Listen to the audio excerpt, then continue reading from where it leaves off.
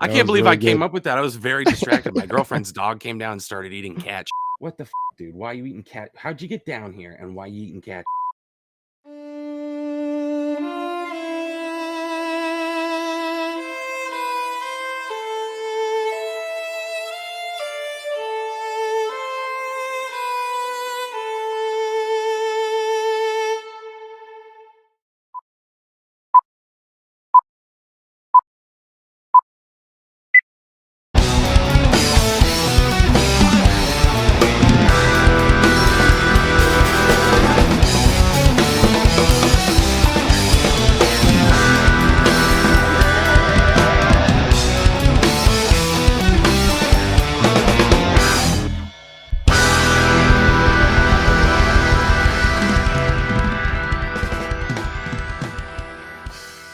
Hello, welcome back. It is week 122 on Out on That Line. We are rolling with the homies. My name is Jeff with my co-host Alex. As always, Alex, how you doing this week? Jeff, when people say it can't be done, Andy's get her done. I am broadcasting to you live from Livermore Falls, Maine, and I am locked and loaded for another edition of America's favorite podcast. Jeff, how are you doing? I'm doing well, but I gotta say, Livermore Falls sounds like a fake town name. I'm not Oh, even I gonna lie to assure you. you, Jeff, it's very real. That sounds like what they'd make the town name in like a Disney Channel original movie. Yes, very much so. About like, yeah, a leprechaun that saves Halloween or something like that. Yeah, that's incredible. I knew you were obviously I knew you were in Maine. Didn't know it was called Livermore Falls. That's incredible. Yes, this is where Bay of the Pod lives. So here we go. Here we are, ready to do another one. Well, we are going to be talking about the Queens of the Stone Age. Speaking of Josh Homme, and we're going to be talking about the new album, In Times New Roman. So Queens of the Stone Age, not the most prolific band of all time, but they are pretty consistent about putting out albums. Like they've gone for quite a while now. But if you've seen anything, I wanted to start with this guy Oliver Anthony and his song "Rich Men from North of Richmond." So I've seen it because it popped up on my feed on YouTube and it had like 7 million views at the time. And I saw the red beard and all that. And I went, well, that looks like that was tailor made for me and my crew. So I chucked it into the watch later, but I haven't watched it or listened to it. Okay, well, I have listened to enough, and definitely have seen who on my Facebook timeline has been posting that song. And with what I know about it, it's I think when you listen to it, take it with a hefty grain of salt. You try that in my small town, I tell you what. I mean, it's just I don't know. It's sounds like something we would like. His sounds like a Tyler Childers or a Zach Bryan, kind of that Appalachian style country music. And it's a wolf in sheep's clothing, because there is some he said at one point, if you're 5'3" and 300 pounds, your food stamps shouldn't buy you fudge rounds, or some very eloquent lyricism there. And I think it just makes me really look forward to the album that Tyler Childers is going to come out with, because that song he released, "In Your Love," is a fantastic song. I think definitely sends the right kind of messaging as far as what I would prefer out of my artists. So I'm really looking forward to that coming out and not seeing this Oliver Anthony song ever again. Really, maybe we can do, if you haven't heard it, maybe we could set up doing like a reaction to that in some form or fashion with you listening to it. Well, Jeff, it's always certainly possible that I will be reacting to something, right? I've done it before. I'll do it again. This man must be stopped at all costs. But you won't. You won't catch me. You'll only catch me after the fact, and catch me while you can. And Jeff too, because this is not all about me. This is about both of us. At youtube.com/C/out on that line. That's right, folks. The pitch up front, the pitch succinct, the pitch just coming at you from all angles. We're just pitching all over your face. So come to the channel, watch reaction videos, see full episodes of the podcast. Damn it, I cracked myself up. Do it. YouTube.com/C/out on that line. What the hell's the matter with you? Do it. YouTube.com/C/out on that line. Woo, woo, woo. I feel like we're watching the slow descent into madness each week when we Oh do God, that. dude.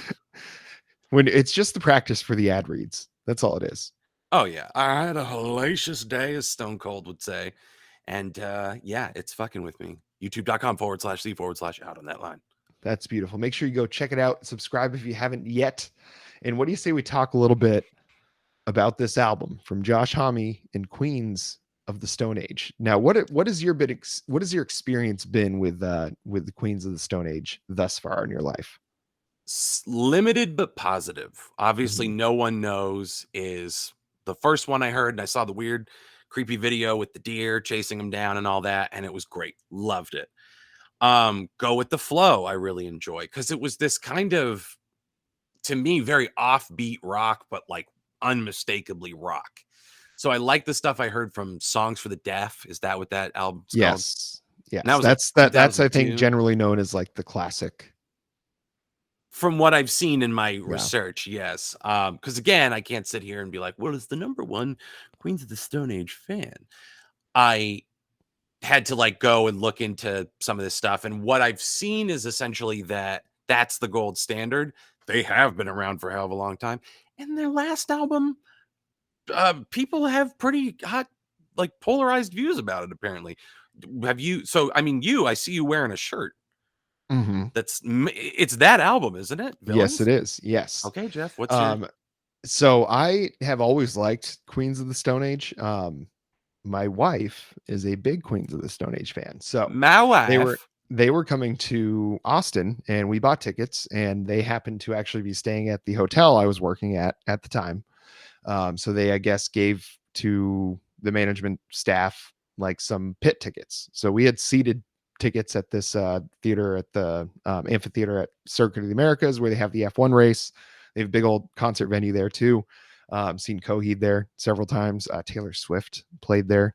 If we're kind of getting into the level of artist that has been through this place. So we hear about the show, we see that they're staying there. And then during the stand-up meeting that day, the like sales manager, sales director says, "Hey, we have these pit tickets. Does anybody know who Queens of the Stone Age is?" Like nobody in the room acknowledged that they knew who they were at all interested in the concert. And I was like, yeah, I'm actually going to that concert. What do you got there? And she said, "Oh, well, these are, pit tickets." And I was like, I will take them. So we go and we see it in the pit, and it was a kick-ass show. And it was from this album. And I happen to think this album was fantastic. The song Feet Don't Fail Me is phenomenal. I think this Villains album was better than the album that we're going to talk about today. Oh, Queens of the Stone Age is a fantastic, fantastic rock band. Where Foo Fighters gets like all the credit for being like the last great rock band, blah, blah, blah, whatever the fuck it is people say about them. I think Queens of the Stone Age is the band that actually deserves that. I think the one thing holding them back is that Josh Homme is an absolute dickhead. There is no gray area about that. He's like kicked a camera into a photographer's face at a concert one time and then said, "Oh, I thought it was a speaker. I always kick the speakers." It's like, why are you kicking the speakers too? Like, like that's we not a can't have good nice things, Joshua. yeah, that's not a good excuse. Apparently he was a kind of a jackass at the hotel. I never really interacted with him or the band. So go into this album review if you're listeners and you're wondering if we were going to say anything about how much of a piece of garbage he is. Also, generally, I think a very abusive husband to his former wife. Now, I think Brody Dallas was her name from the Distillers, another band that's actually pretty good too. Apparently he's just not a great dude. But this is one of those things where it's like the art is what it is, and the artist has done what he's done.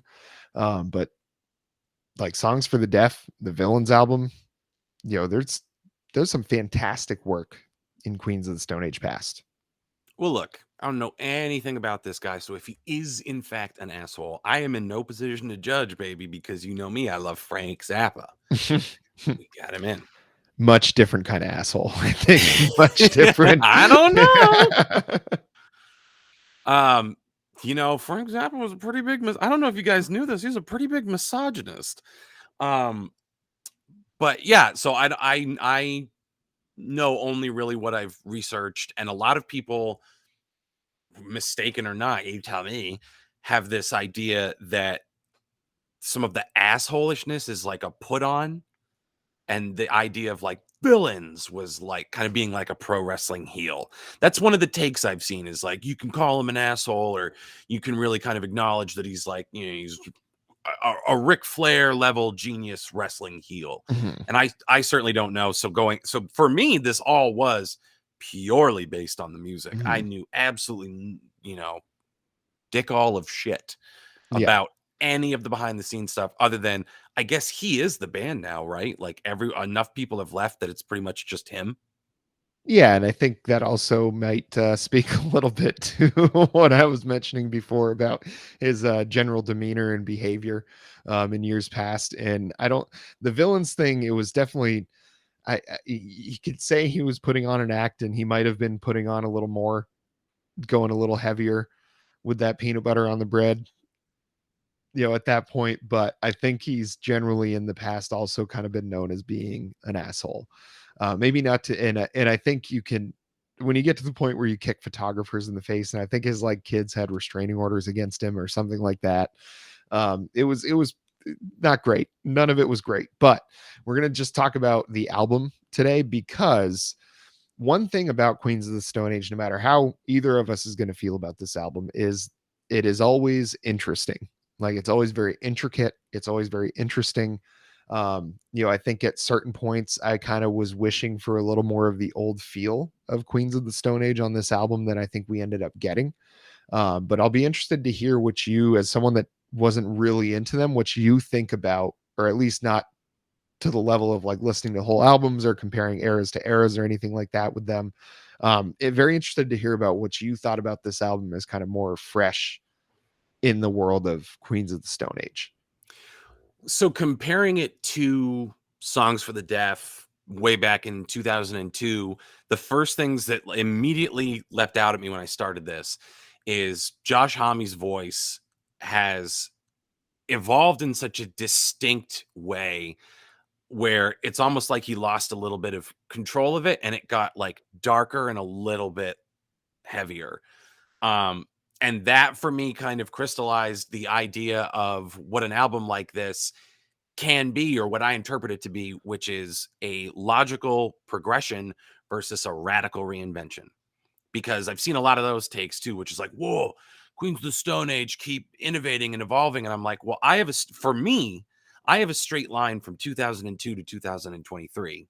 Mhm. And what I saw there was not all that radically different. This album, the first half of it was good, but I was like, this reminds me of some of the Muse albums I didn't love. Like, I was super pro drones for a while, and now I'm like half and half on drones. Mhm. So it was like, you know, I didn't see like that much of a discrepancy in it that other people seem to see. But once we got through the middle of this thing, business super started to pick up, and I started to notice like, yeah, that same offbeat, kind of weird, distinctly rock and roll that rocks. I recognize that from No One Knows. I get those Mhm. same vibes here. So it was, again, to me, a logical progression over a radical reinvention. Yes, and I would agree with you. The second half of this album absolutely hits a lot heavier than the first half. I think my biggest problem is I love that Queens of the Stone Age is able to do these very intricate kind of breakdowns in a song. Like, they kind of and veer off in a direction very quickly that you do not see coming. Like, it is very unconventional in its structure in a lot of ways, and especially like No One Knows, like that kind of weird. I think it's in I can't remember what time signature it is, but it's not a standard 4/4. I'm pretty sure, and that was a very popular song. So it's hard to do, to get songs to be that popular that aren't a standard 4/4, because they hit our brain a different way, and it takes a little bit of thought into, and into being able to enjoy it. It's like Possum Kingdom by the Toadies, same kind of Mm. thing. It was like it became a very popular song, even though it has a very odd sort of cadence sometimes. Like, it's very difficult if you're not a drummer or somebody that's adept at picking up rhythm to like understand, like, wait, there's an extra beat there, but there's not, they didn't like They didn't double time anything, you know? So it's like, it's hard to understand that. Queens of the Stone Age does that stuff all the time. My problem with the first half of this album is I felt like they were doing that too much, where it was interesting, but it all ended up sounding very similar. Kind of how the Post Malone album all sounded very much similar, is because while all of this stuff is very intricate and probably very difficult to put together, and especially I can't even think of trying to play it live, but to the listener, I feel like it doesn't have the same appeal as it probably does when you're making something like that.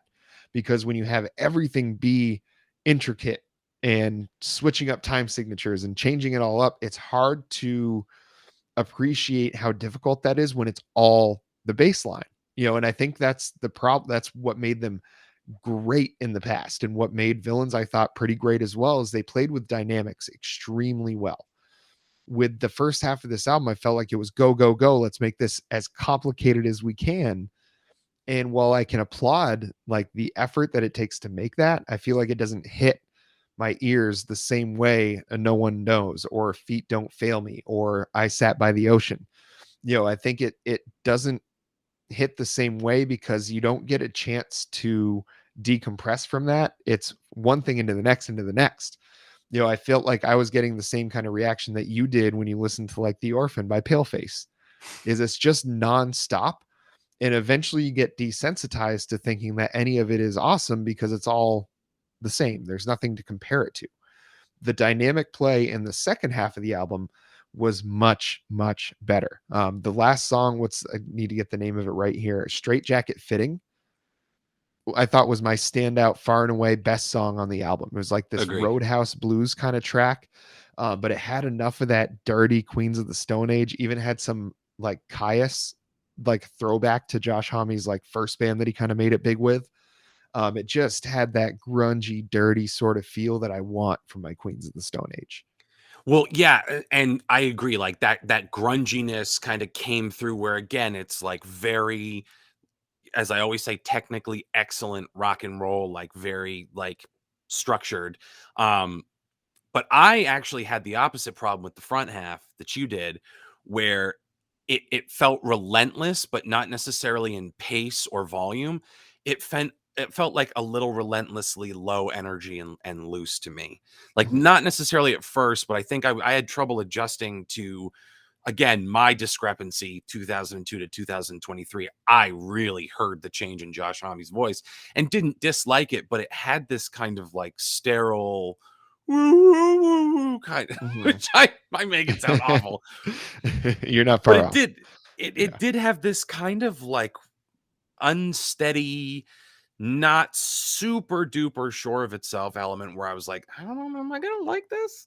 So like the songs rocked, but something about them wasn't super cohesive. And that's when I keyed in on the mix.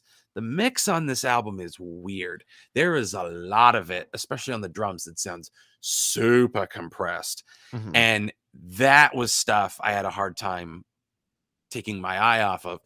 But when we started getting into the back half, it won me back because I was like, they're doing all these tricks. So like you say, they gave too much away at the beginning. For me, I didn't think so. But I'm also desensitized because I love King Gizzard and the Lizard Wizard, and they do 17-minute Yeah. songs about I was the gonna- Easter Bunny foiling a bank robbery. So you know.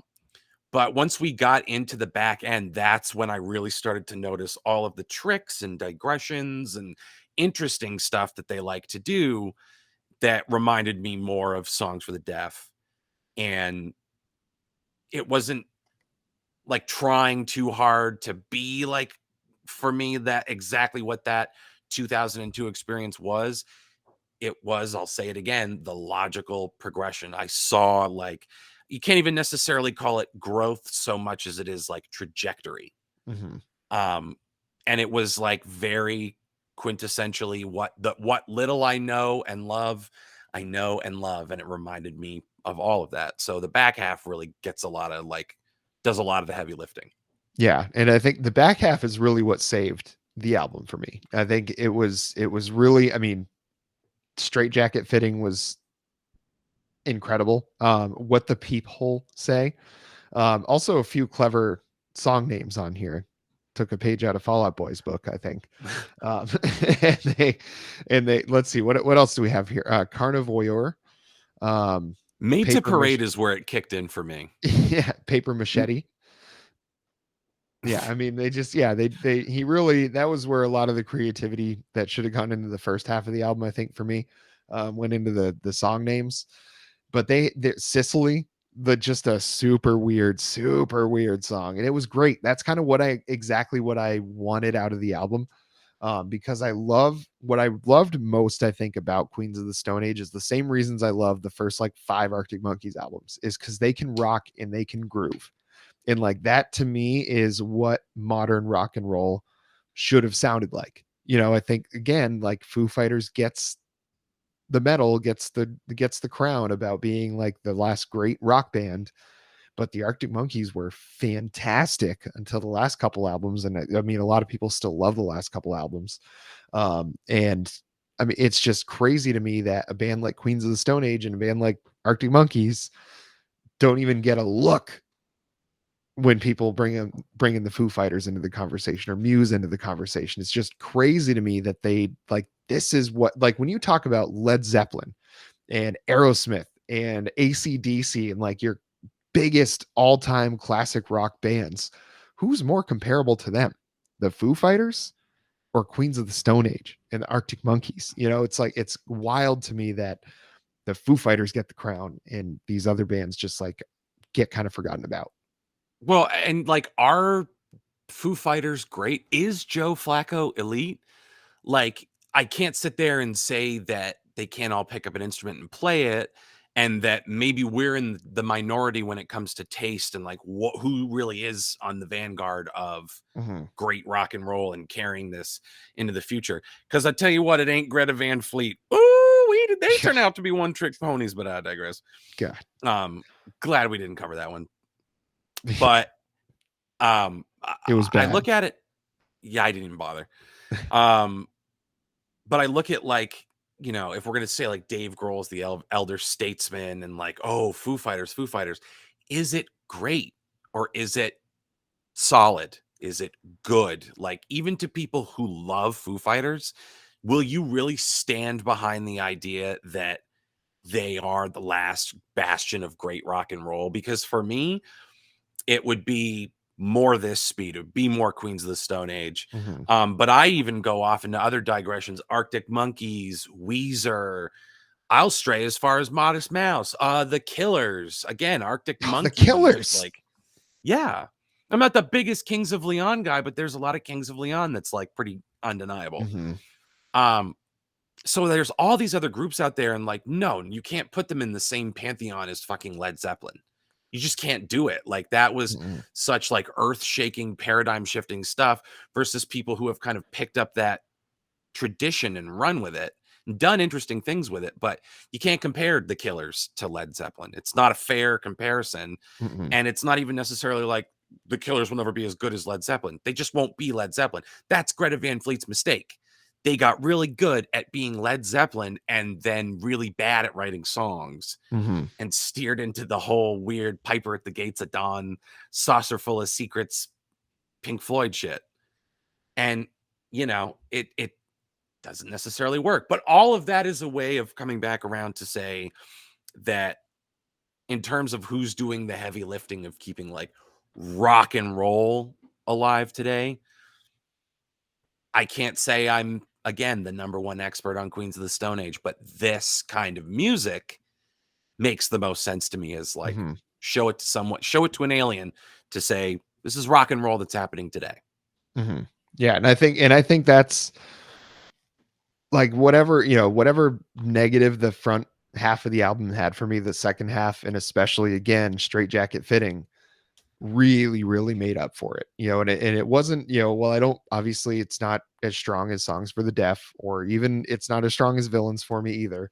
But it's still like I feel like Queens of the Stone Age worst effort is still going to be better than what most rock bands are able to do. And I think when you look back at their full catalog of music, and realize just like kind of how good it's been, and if you get a chance to go see them live, like I'm telling you, that was one of the best live shows I've seen. They had these weird like light fixtures that were just like standing up straight on the stage, and he kept like running into them and kicking them, and they were actually like could stand up pretty strong, so we'd like lean back against him while he was playing guitar and stuff. But it was a really, really excellent show, and they played, they played No One Knows. That's the other thing too, is like a lot of rock bands where the lead singer is completely and totally full of himself. Like they're not going to play the old songs. They think whatever they just came up with is the greatest thing since sliced bread, and that's what they're going to force you to listen to. During that concert, he played probably 5 or 6 songs from the new album, and then the rest was all past catalog stuff. So No One Knows, I Sat by the Ocean. They just played everything. It was fantastic.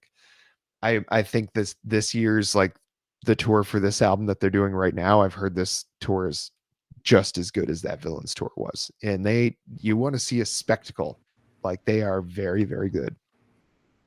Well, and it's like, I guess to the point of what they do or don't play in concert, for me, it's always been, I went to see the performer and I can have certain expectations of what I think will get played or what I'd like to hear.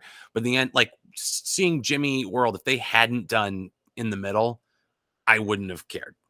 Yeah. I wouldn't have, because I was just there to enjoy Jimmy Eat World and the fact that I was seeing Jimmy Eat World in Burlington, Vermont. I never thought life comes at you fast. Nice little nostalgia hit.